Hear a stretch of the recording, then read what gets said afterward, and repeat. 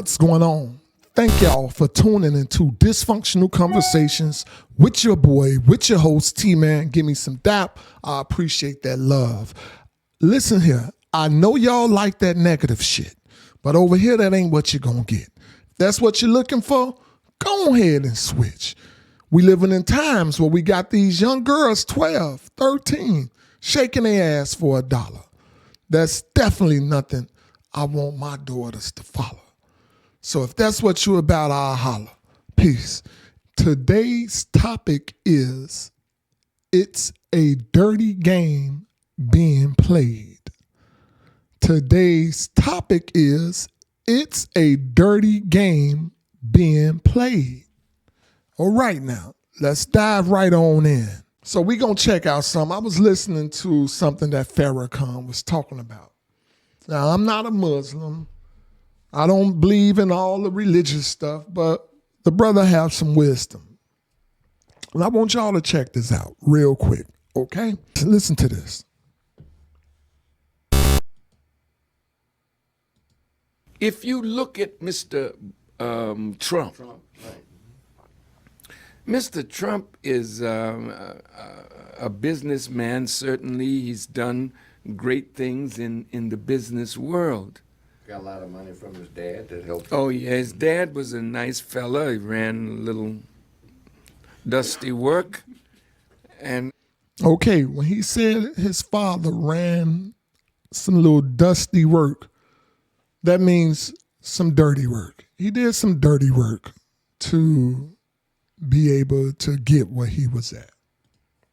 like millions of dollars. When you start with that, that's pretty good. like Mr. Joe Kennedy did. That's right. You know, The booze, right. white folk are allowed to be criminals and pass on money to their children to become clean. That's what. So that's something that I want to discuss right there. Like, are white folks allowed to be criminals? And let's get out of our emotions. Let's get straight out the emotions and let's deal with reality. Are white folks allowed to be criminals in more situations than blacks or other nationality of people? And are they able to pass on their money to their kids to turn it clean? And we're going to be diving into certain situations where the tables was reversed and you had black criminals, and we're going to see, were they able to pass on their wealth to their kids? But let's finish checking out this brother Farrakhan real quick. Michael Corleone was trying to do. But Frank Lucas and none of our brothers who've done great in the drug culture, they were not allowed to have any money to pass on to their children. Okay. He said they wasn't able to have any money that they made illegally passed on to their children. Let's check out a story that I went and dug up on Frank Lucas Jr. It says, did Frank Lucas Jr. inherit wealth from his father? One of the most common questions asked about Frank Lucas Jr.'s net worth is whether he inherited any wealth from his father. The answer is not straightforward. While Frank Lucas Sr. did amass a significant fortune during his criminal career, much of it was seized by authorities or lost over time. As a result, Frank Lucas Jr. did not inherit a substantial wealth directly from his father. All right. Now, with that being said, it seems from just that story, it seems like the wealth was not able to be passed on to his kids. Or did he lose it all? Somebody that was making $1 million a day, it was a pretty good at what he did, according to the movie. We all saw the movie based on Frank Lucas' story, American Gangster. I don't agree with the way he obtained his wealth, but I don't agree with the way a lot of people obtain their wealth. And I'm sure many of you don't. Let me know what you think. Leave it in the comments. Let me know what you think. Do you agree? I know you guys know a lot of people in some of your communities that inherited money or that made money by doing illegal things in their community. And they probably did some good with the money, but the money was not passed on to their kids and their kids' kids. I know some stories about a guy in Chicago by the name of Fluky Stokes. I'm sure a lot of you guys know and heard of Fluky Stokes. And Fluky have a son. The money wasn't passed on to his son. The money was seized, like the brother Frank Lucas. So could what Farrakhan be saying, could that have some truth to it? Let's finish listening to this story real quick because it gets interesting, and just pay attention to where it's going to go. Just pay attention.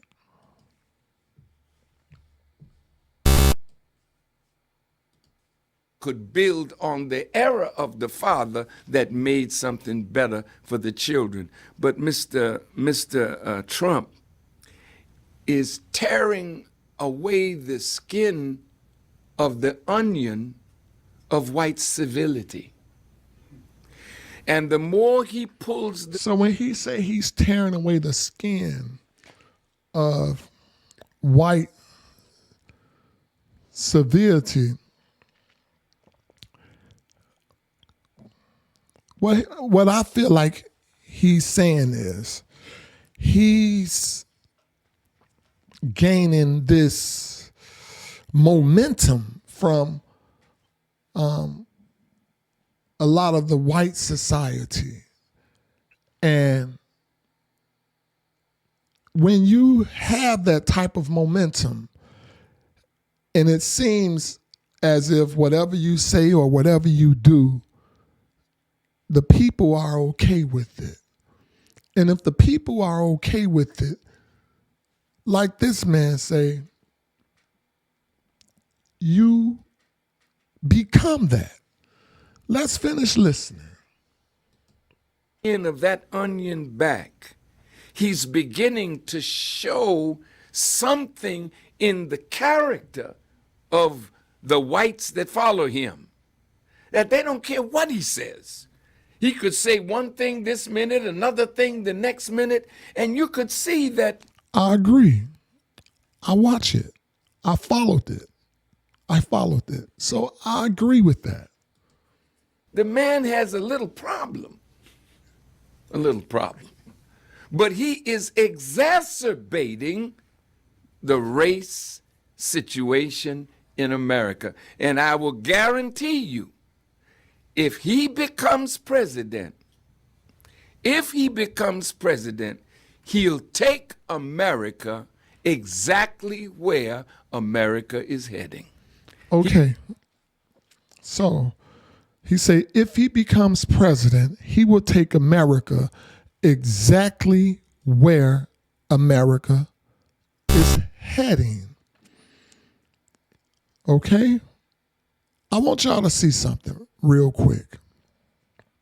So we know Trump just literally signed the executive order about, being a natural born citizen. It really doesn't mean much.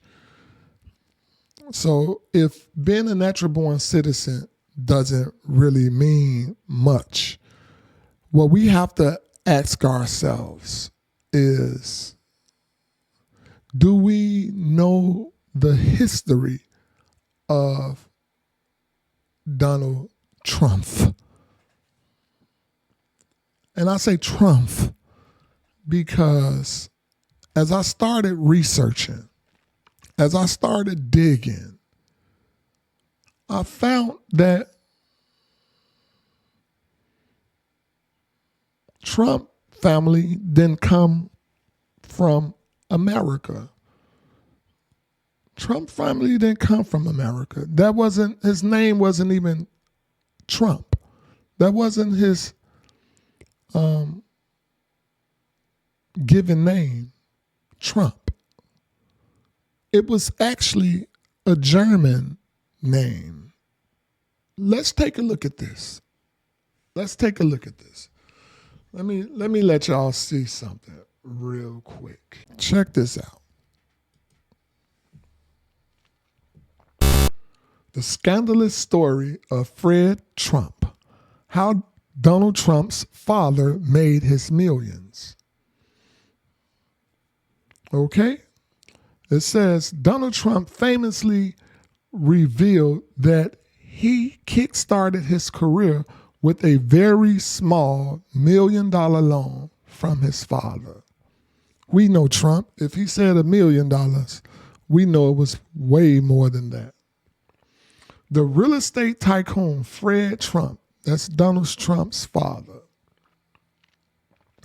By the time Fred passed away in 1999, he amassed a fortune of around $300 million and gained a reputation as the Henry Ford of the home building industry. So how did the son of a German, maybe that we be seeing Trump doing, maybe it came from somewhere, of a German barber laid the foundation for the Trump organization.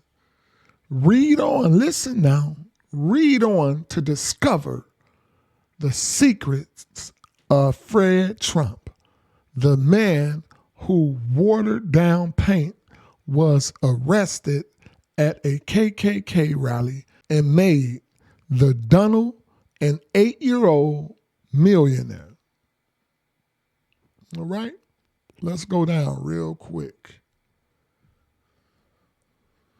Watch this. Look right here. Fred Trump was born in the Bronx. That's Donald Trump's father. He was born in the Bronx, New York City, on October 11, 1905. His parents, however, Frederick and Elizabeth Trump, who had recently returned to the U.S., having been deported from their native Bavaria in Germany. Bavarian's authority had ordered Frederick to leave as he was suspected of having moved to America in 1885 to avoid military service. So his father escaped Germany for a little while during the time of the war, and he just wanted to escape. He didn't want to get deported to go into the service. So he left and came here. So peep this. Elizabeth and Frederick had ultimately planned to settle in Germany, but Frederick was stripped of his Bavarian and German citizen. So they were over here illegal and had their kids. And if I'm correct, Trump just literally stripped away the natural born citizen, that if you're born here, you're considered a natural born citizen. He just removed that, and now he's deporting kids. He's deporting kids that was born here if their family came over here illegal. So correct me if I'm wrong. It's illegal to come to the U.S. because you're trying to avoid going into the military. I think that's illegal, and that would mean that Trump needs to be deported himself, if I'm not mistaken. But let's scroll down a little bit. Let's scroll down. I want y'all to see this. I want y'all to see how, during the time when we were getting ready to go into, I believe it was World War II, and they changed their names, right here, I believe this is where, right here, when the first World War broke out in 1914, the Trumps kept a low profile as anti-German sentiments was running rife in the U.S. Are y'all paying attention? They literally had to switch their name. His name was Frederick. His name was Frederick. He had a German name. His father had a German name. And he changed it to Frederick and dropped the F from his surname. Trump was originally spelled Trump. It's a German name. So you're sitting here doing away with certain Constitution amendments when in all actuality, this literally affects you. This affects you. Okay? And my question is, why do we forget? How do we forget? The same way I just looked up this, it's the same way you can look it up. So if you look this up and you can see that all of this really took place, this is not something that's just made up. Why do we look over things like that? Because ultimately, like Farrakhan say, this is going to carry us into the abyss of hell. And what he mean by the abyss of hell? Turmoil, trouble, deeper than we can imagine. And we sit back like fools and follow and act as if this is not this man's history. How do we do that? Where do we do that at? Where do we do that at? I was speaking to someone over the weekend, and I was just asking, do you feel it's too late? Do you feel we traveled down this road for too long to save ourselves, to save our kids? And this man was 70 years old. He said yes. He said yes, we've come too far to get back on the right track, to save ourselves. Then my lady's mom mentioned that people do what they do because of money. So my question was this: if we do what we do because of money, because we think money can save our kids or can save us from,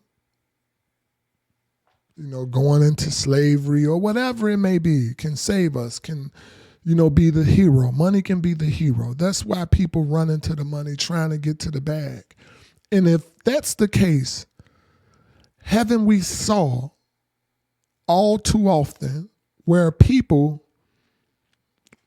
that had billions of dollars had all of that stripped away? Is that true? Can the powers that be come and just take the money from you whenever they want? Let's be real, people. Haven't we saw this? We just saw it with Diddy. We saw it with R. Kelly. We saw it with Bill Cosby. We see this, we saw it with Michael Jackson.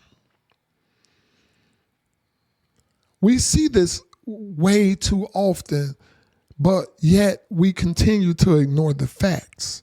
We continue to ignore the truth. It's like we're under a spell and only the lie prevail. We're literally living in a time where foolery is what's of substance. Foolery is like the new truth. And where are we going? Could we be going to nowhere very fast, like Farrakhan stated? Can we really be going nowhere very fast? Let's finish checking out what Farrakhan says. And maybe we can take a look at it and say, you know what? Maybe we need to get our shit together. Maybe we need to get our shit together. Take you there on a rocket ship. How can a man say he's not a thug, he's a diplomat, he's a president, we'll go into Iraq and we'll just take the oil? See, that's the thug coming out. That's that part of the nature of the beast that's manifesting. Well, if he becomes your president, you'll be just like him. And you know what the scripture says? Pharaoh was talking before his demise, and he openly said, me and my people are wicked. Okay. One of the first things Trump did when he was elected president for the second time, those that committed the insurrection, which he led them, the first thing he did was came back to get his people.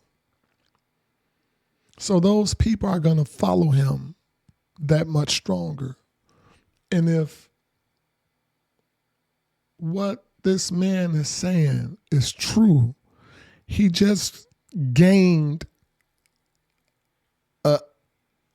more loyalty than ever before from his supporters, because they feel now that whatever they do, Trump is going to come to the rescue. And we can't ignore these facts because it's happening right in our face, and it's like nobody can do anything about it. But it is something people can do about it. And that's my argument. That's my argument. We living in a dysfunctional society, and I truly feel that there's something that can be done. But I get stuck. I'm stuck here. I want to say what I think can happen to get people back on the right track.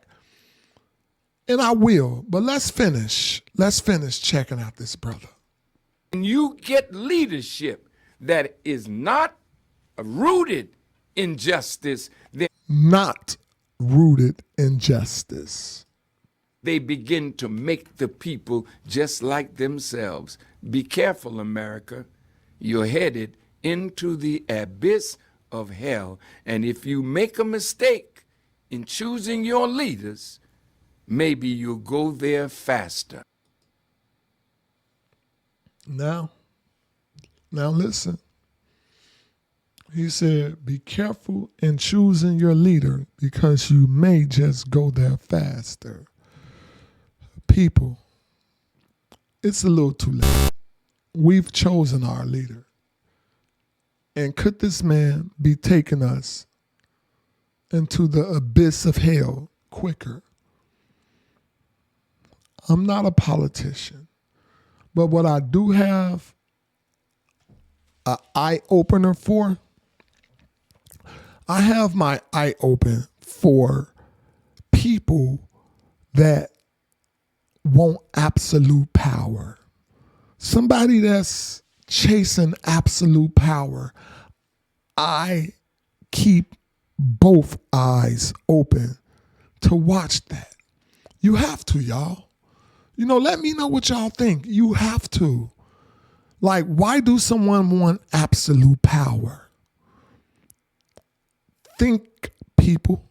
Let's use our brains. Why do someone want absolute power? Is it to bring our people, our nation, into a place of greatness, into a place of love? And if it is to bring our people into a place of love, a place of greatness, wouldn't their actions show that on their journey? Their actions will show that everything that they're doing it for love. They're doing it for the betterment of their people, the betterment of the nation. But that's not what the actions look like coming from that direction that Trump's coming from. It's looking a little different, people. And we sit back once again and we allow all of this to take place. And then we're going to be crying later, wondering, how did we get here? How did we get here? Which leads me to ask the question, let's go back. And how did we really get here? In order to tear down, destroy a culture of people without these people saying something when they watching the tyranny of a specific group of people. Because we naturally, as people, when we see wrongdoing, naturally, when we see someone being beat, when we see someone being murdered, no matter what they look like, we still feel something here. And we feel the need to try to help. That's how it's naturally supposed to be. So for us to have gotten into this place that we're at today, let's go back far, very far. In order to have a group of people following you in your wrongdoing, a group of people that naturally have a kind heart, a loving heart. And most of the times, the only time where we have a heart that's of steel is when someone is trying to harm us or do wrong to our family, hurt our family. Then that heart becomes cold and it can just rip the head off of somebody. But how do that heart becomes cold watching a people be demised, be slaughtered, and that heart that naturally wants to help don't help? Fear had to be instilled in a group of people to where they don't want to stand up for the people that's being demised, that's being destroyed. They don't want to stand up for that group of people because they are afraid that it's going to happen to them. So if I wanted to be a dictator and I wanted to control, let's say, I wanted to control the suburb, okay? But I lived here. first things first is you have to have a plan. And if you have a plan to take control of all the outskirts of your city, first you have to inflict fear right there in your own community. You have to inflict fear in your own community. And that's what took place in order for what happened to my culture. For people to sit back and let this take place, they had to be already had the fear of God in them. And in order for this to get back right, it took a lot of bloodshed. It took a lot of bloodshed to get to this place. First, the murders, the beheadings of people right in your own community. That way, you show them what's going to happen to them if they try to stand in your way. So that's what took place. The beheadings of their people in their own community. So when we get ready to step outside and take control of this suburb, the people in my community know not to say nothing because they already seen what we will do to them. And in order for us to get back to a place where we're operating from a functioning society, not a dysfunctional society, there had to be bloodshed. I'm sorry. I'm sorry for any substantial change to take place in the world. It comes with many sacrifices, with bloodshed. But people don't believe in themselves no more because they're able to be manipulated by a piece of paper that have no value whatsoever. What was value long time ago? What was considered value? Was it the natural resources?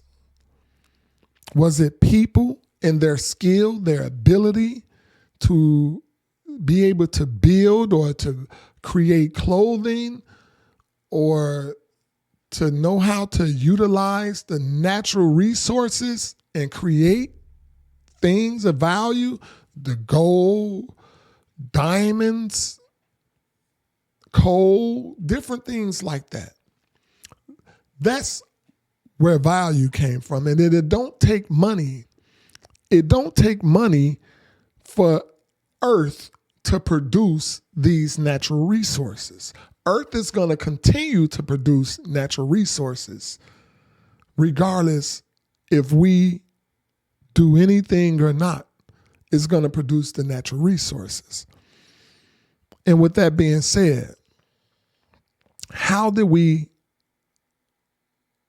get tricked into thinking that the value was in the dollar? How did we get tricked? How did we get bamboozled into believing that the dollar is where the value was at instead of the value being in me, being in natural elements that the universe produced on its own? But in order to create separation, in order to create status, in order to create division, you had to create a system that operated on something unnatural like the dollar. And now we're living in a time where you can literally pay someone to be a slave. You can pay someone to act an ass, a complete ass of themselves. And that which what is shown to the masses, you have to know that if people that look like me see people that look like them acting their ass. And then all of a sudden, they pop up with this bling bling, this jewelry, pop up with this money, a nice car. From acting an ass, do you feel that it's going to cause them to start acting an ass too? You damn right. You damn right. So we have to wake up. We have to wake up fast. We have to get our shit in order because we are heading to the abyss of hell fast. And I don't mean some big lake of fire. The only big lake of fire is going to be from nuclear bombs being dropped all over the world. That's the only lake of fire I can see coming. But we have to get our shit together fast, very fast, or else we will no longer be in existence. We will no longer be in existence. Anytime nature sees or feel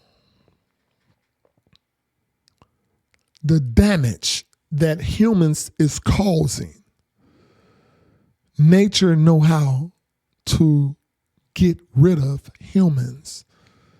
We don't see dinosaurs no more, but they once was. We don't see saber-toothed tigers, but they once was. Listen, people. The universe will destroy us, especially when you have someone coming into office and saying, drill, baby, drill. Drill, baby, drill. We better wake up fast, or else we ain't gonna wake up at all. And ask yourself, why are the cards stacked unfairly? Could one group of people be trying to bring life back to its natural form, and another group of people is doing everything in their power to stop the people that want to operate from love, want to lead from love instead of leading from fear? And, you know, we have to ask ourselves, you know, who do you want to follow? Do you want to follow a leader that leads from fear? Or do you want to follow a leader that leads from love? That's the question that you have to ask yourself. You know, things are socially engineered. And we plan for tomorrow while people in power plan for 10 years ahead. So just dig deep, search your soul, search your spirit, and find truth. We all have it in us. It's just buried by so much BS that we can't see the truth. But dig deep, and find the truth. And let's start living for something other than a dollar. Let's find the true value in life. Let's find what really has ultimate power. Okay? I thank y'all for tuning into Dysfunctional Conversations. I appreciate that. Thank you for hitting the like button. Thank you for subscribing to my channel. Please, I appreciate it. Make sure you guys continue to tune in. It's going to get better and better and better. I thank y'all. I love you guys. Peace. I'm out.